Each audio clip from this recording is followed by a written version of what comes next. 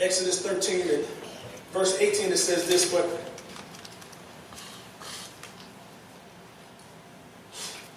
let me continue. Exodus 13 and 17, it says, and it came to pass when Pharaoh had let the people go that God led them not through the way of the land of Philistine, although that was near. For God said, lest means as to prevent peradventure, the people repent when they see war and they return to Egypt. Verse 18. But God led the people about through the way of the wilderness of the Red Sea. And the children of Israel went up harnessed out of the land of Egypt. The children of Israel went up harnessed out of the land. Harnessed through the way of the wilderness of the Red Sea. They were harnessed. I'm in my notes right now.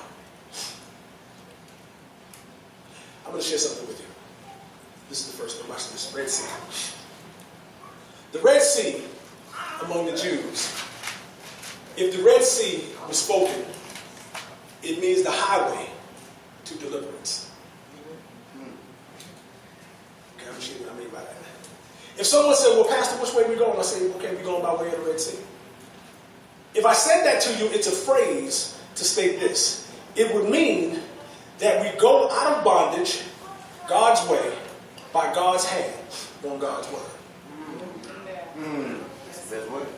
If I say we go by the way of the Red Sea, it references the highway out of bondage. The Red Sea references the highway out of bondage. When we look at a highway, amen, if there's no traffic on that highway, that means it's a straight, clear passage, right? So when we understand what a highway is, amen, that means that I don't have to just do 25, I can hit the gas and go, right? That means that there's nothing standing in my way on the highway, amen, other than the speed limits. But there was no speed limit on this, amen. God was moving them by his hand, so God is moving them as fast as he needs, amen, for them to mature, and for them, in their maturity, amen, and following his word, God is taking them straight, amen, because what a highway will do is take you straight to the point. Amen. So the Red Sea is also spoken of in terms of a phrase as the highway to God's deliverance. Watch this. So now, and it said it was harnessed, and they were harnessed out of the land of Egypt. I'm going to give you an example of what a harness would look like. Brother David, can I borrow you? I just want to give you an example of what a harness would look like.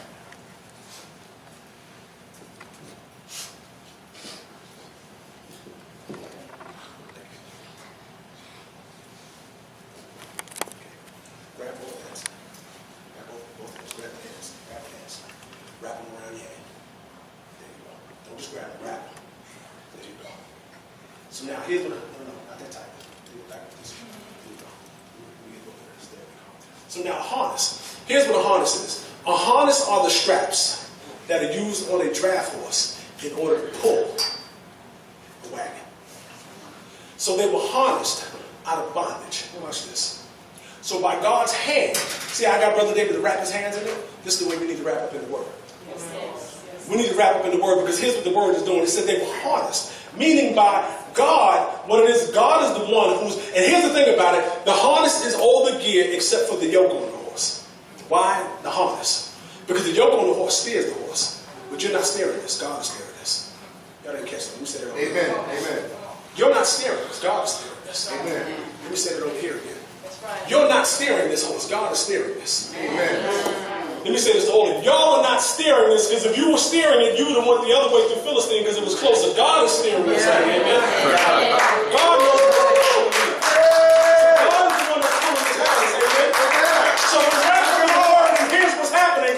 God by his hand is pulling the children of Israel out of the bondage because he is the one who's steering this. The harness is all the straps hooked to the wagon except the yoke because the yoke is what steers it, but God is the one that is steering this and leading you out of the house of bondage by way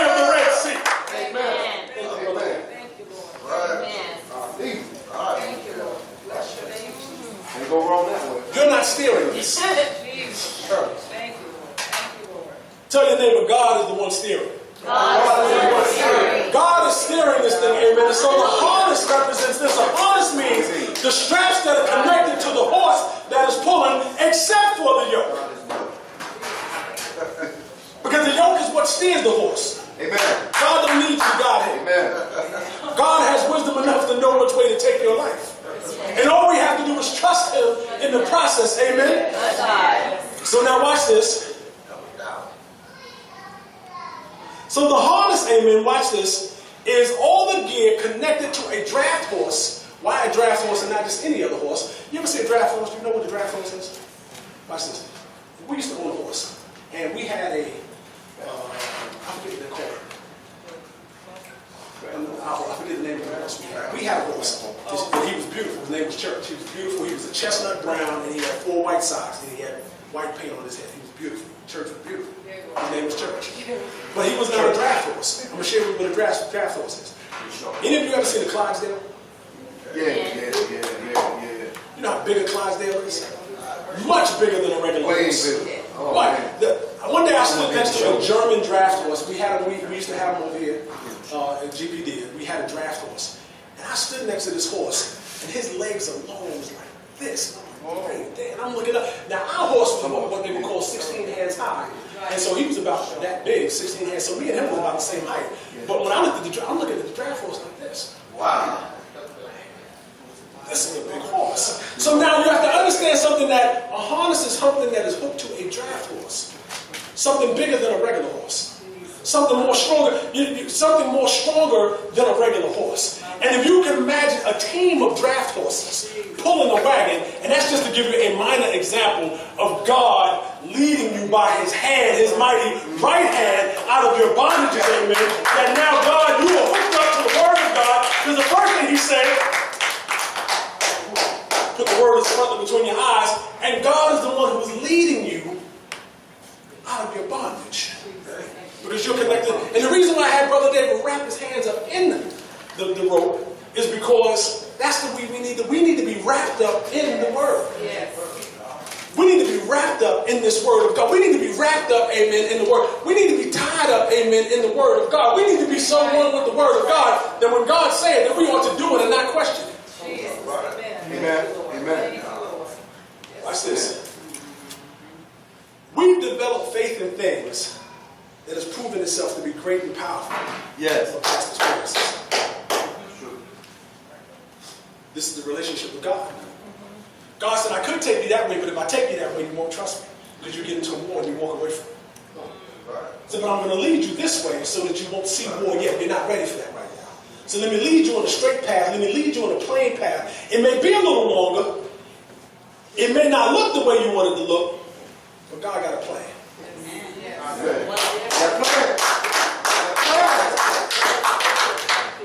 Watch this. This is prophetic. Lord.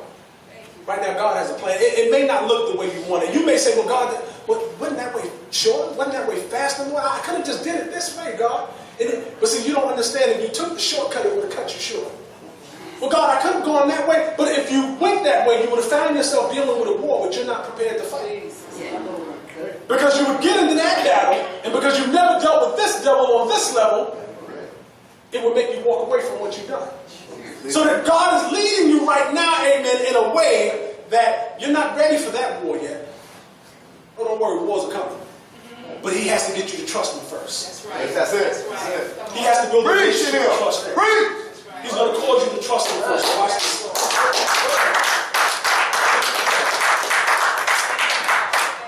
Exodus 13:19, it says, and Moses took the bones of Joseph with him, for he had straitly sworn the children of Israel, saying, God will surely visit you, and you shall carry my bones away hence with you. And they took their journey from Succoth, and encamped in Etham, in the edge of the wilderness. Now, this is interesting, because when you look at the word Succoth, what the word Succoth means is a temporary shelter used to worship God. So he took them from a temporary shelter. So the first thing God said was this, that you move with my word. Move my word. And when you move with my word, amen, then I'm going to lead you out as a harness. Yeah. And what he led him to was a temporary shelter in the wilderness. And then he led them from that temporary shelter in the wilderness. And the reason for the shelter was this, that they would worship him there. That they would worship God. That they would be with God. Isn't that what God told Pharaoh? Moses came and he said, let my people go. God said, let my people go that they may come and worship me. Amen. That's right. Let my people go that they may come. See, saints, you got to understand something. God ain't made us call for a worship. That every praise and worship. Come on. That every move that you make on a daily basis needs to be led with prayer and the word of God and worship of God. Don't allow the busyness of your day or the rush of your day, or maybe you just need to get up a little bit earlier, amen. But remember, amen, to praise and pray and worship God in the beginning of your day. Breathe. You're going to be dealing with some noise in the day. But don't let the noise scare you. It's not louder than your God. Amen. Verse 21, it says this. And the Lord went before them by day. Okay, we see him leading them out. Yes. Say it again. And the Lord went before them by day. Anybody recognize that in the word right now? Okay. And the Lord went before them by day because he is leading. The Lord went before them by day in a pillar of a cloud to lead them the way. Okay. That's a semicolon. I can stop right there. That's a complete sentence. But it's a complete sentence that ushers in another statement. He said, to lead them by the way and by night in a pillar of fire to give them light to go by day and by night. So now watch this. That even in the good part of the day, because we understand that the day and the night, amen, represent two different things, right? We understand that the light, amen, of God represents, amen, a straight path in his way. And even darkness, we understand the darkness of God is leading you through a dark situation. Watch this, I'm going to share something with you. With you being the light of God and you being the children of light, you got to understand something. Darkness flees from you. Thank God for your fire by night. Because what God was doing by his fire, he was causing darkness to get out of their way. He was making a path in the darkness. He was making a way in the darkness. Because why? They were walking by faith. Every day they had, when they was taking every step, it was by, they had no idea where they were going. If they knew where they were going, they would have got there. Why did they spend 40 years in the wilderness? They had no idea where they were going. But what it was only a few days' journey where they were going, but they had no idea they were going, so they had to move by faith, amen, according to what God says. So every day, your life needs to be begin with the word, because you're moving by faith. And I'm going to share something with you about this. Everyone in this room, when God has given you an instruction in the past, and you got a word from God, and you know it was from God, the first step you took on your faith was excited. That's right. That's right. You knew you had, God, this is good. I may not understand it all, but God, I know it's good. And you took that step, that first step of faith, you took it with passion, you took it with cheer, you took it with glee, you took it, amen, with excitement, you took it, amen, like you were going to overtake. Now I'm going to share something with you. Watch this. The first step of faith that you took with excitement, let that excitement remain even in your last step to your victory. All right. Why is it that we take the first step with excitement, but in the middle of the journey, oh man, this is too hard. God, why am I dealing with this right now? God, couldn't I just go on that way? See that shortcut? No, God is doing something in your life where he has to lead you his way. Amen. Because he's building a relationship with you. He's strengthening your faith. Yes. He's causing you to overcome the noise of the waters. Amen. Watch this. Verse 21 says, the Lord went before them by day in a pillar of a cloud and led them by the way, and by night in a pillar of fire to give them light to go by day and night. Regardless of the conditions, they were able to move forward. Regardless of the circumstances, the forward progress of God was still going on. Watch this. He took not away the pillar of the cloud by day, nor the pillar of fire by night from before the people. Now before his people. So I mean, he didn't remove it. He favored the move because it was him causing them to move. He favored the move so much that he gave them a cloud by day that the sun wasn't too blistering on them. He gave them fire by night that they would not lose the way that they would go, because God was now clearing a path in darkness by the way of his fire.